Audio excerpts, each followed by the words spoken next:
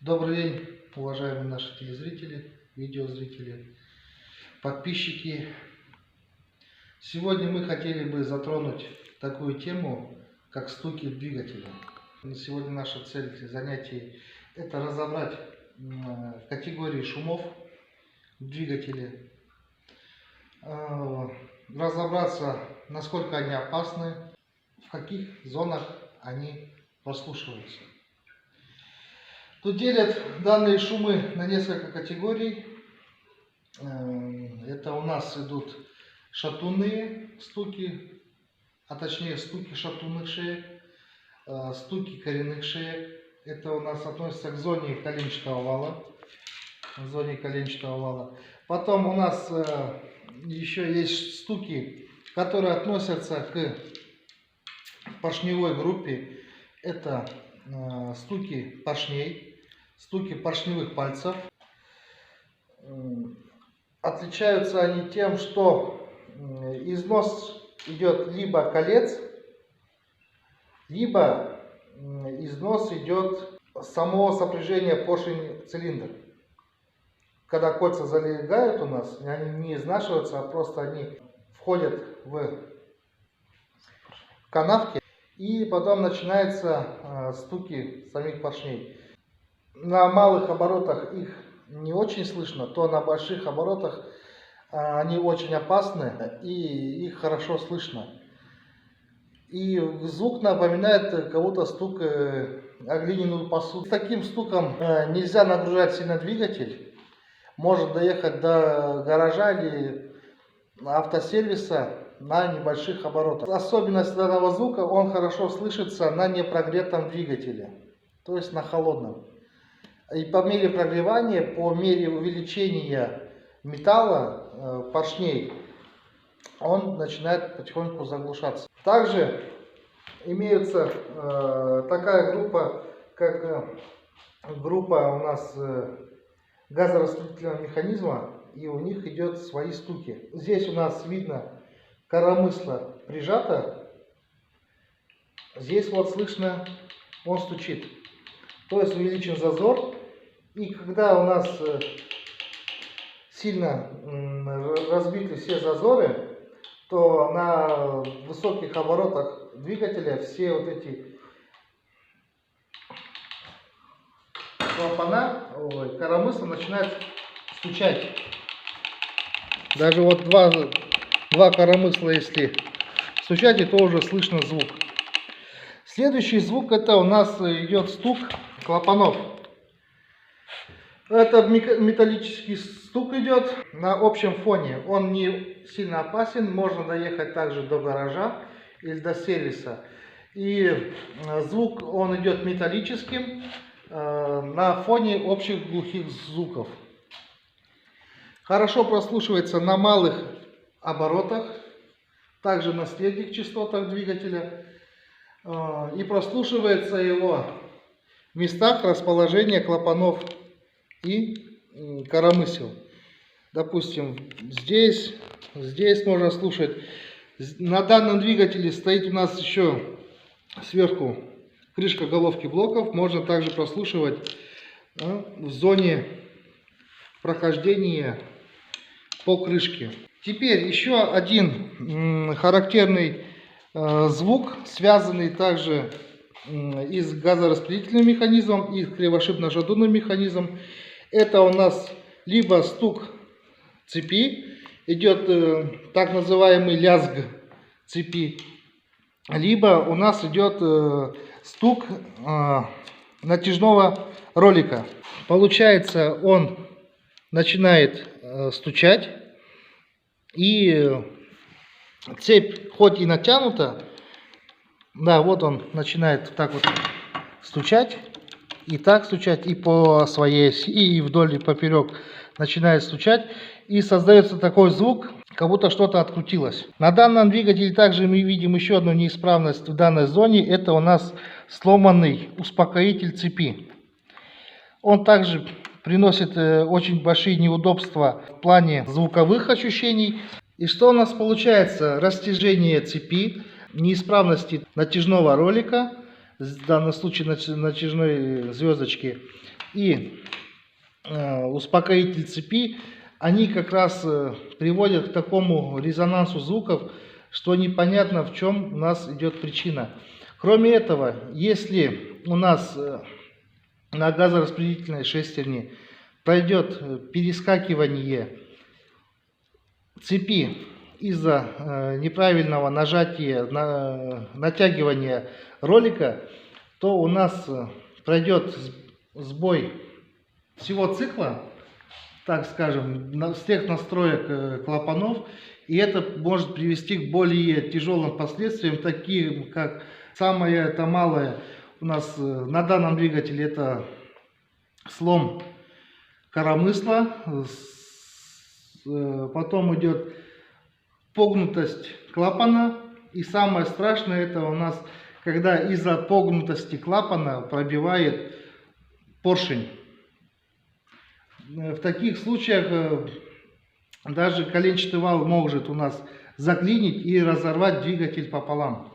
У нас имеется два, так скажем, стука, связанные с коленчатым валом. Это, как я уже сказал, у нас стук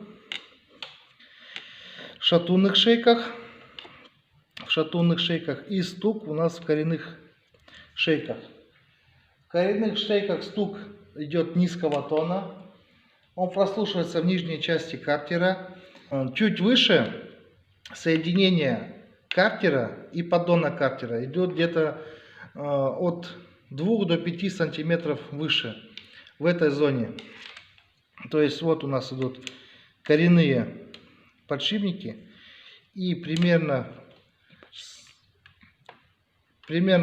на этом уровне прослушивается звук. Кстати, звук можно прослушивать как и медицинским прибором фонендоскоп, так и в некоторых временах использовали простую железный стержень типа гвоздя. Его прикладывали, даже можно вот такой палочкой, его прикладывали одной стороной к двигателю в область прослушивания и другой стороной его прикладывали в зоне уха. И тогда можно было хорошо прослушать звук. Следующий это у нас идет стук шатунных шеек. Здесь что может быть? Ослабление болтовых соединений, либо у нас уже износ идет подшипников, так скажем, или по-другому, как называют, вкладышей. Данный звук прослушивается также от зоны соединения картера и поддона картера, но идет намного выше зона его действия. То есть получается практически нижняя половина двигателя можно прослушивать. Это зона идет данного прослушивания. Данный звук идет также звонким, ритмичным, металлическим. Этот дефект, так скажем, или данная неисправность очень опасна. В данный момент необходимо заглушить двигатель, остановиться и вызвать эвакуатор.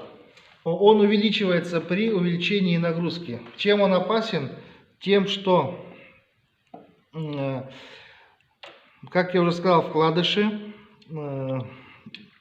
они могут перегреться из-за того, что не попадает достаточное количество смазки масла. Это уже другая причина, это надо будет разбирать весь двигатель, смотреть, почему масло не попадало в данный узел. Но к чему это может привести? Перегревается шейка коленчатого вала и перегреваются вкладыши. И оно вследствие данного трения нагревается и происходит как называемая сварка трением. Они друг к другу привариваются. В некоторых случаях даже рекомендуют двигатель не останавливать, а оставить его на малых оборотах или остановить, заглушить двигатель, но периодически небольшое количество времени после остановки двигателя прокручивать коленчатый вал, чтобы у нас не получился сваривание данных частей.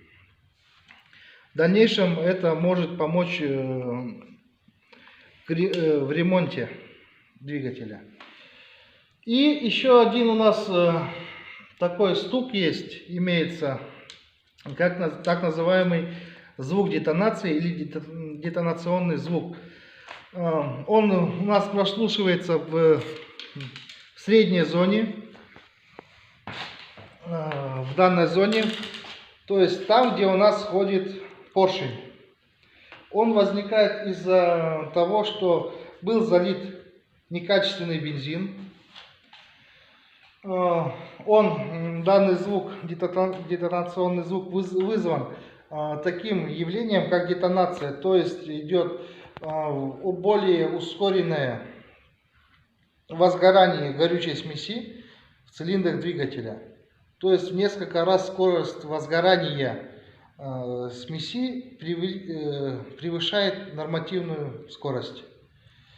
Этот звук, он очень опасен, может привести к выходу из строя большей части узлов, так как получается при детонации данный взрыв, он сильно влияет как на поршень, на цилиндры, и также влияет у нас на узлы газораспределительного механизма. Причиной может быть детонации, это у нас отказ датчика детонации, если он стоит. Также причиной низкооктановый бензин, либо некачественный бензин, разбавленный водой или другими примесями. Также перегрузка двигателя при неправильном распределении зажигания. И также, допустим, при слишком раннем включении повышенной скорости. Это, то есть, при том случае, когда мы не набрали нужное количество оборотов двигателя и включаем уже следующую скорость. Ну, на этом все звуки, какие могут возникнуть в двигателе, вроде бы я описал. Необходимо прогревать двигатель, это даже рекомендуют заводы-изготовители прогревать двигатель во время движения, но такой способ прогревания я советую в летний период. В зимний период необходимо все-таки минуту-две подождать, чтобы масло в двигателе, масло в коробке передач разжижилось, разогрелось, и тогда не будут возникать данные неисправности. Домашнее задание будет следующим: составить таблицу по звукам, какие имеются звуки, вычислить их опасность, выделить их опасность, последствия и, допустим, способы устранения данных последствий. Всем спасибо за внимание. Смотрите наши видео.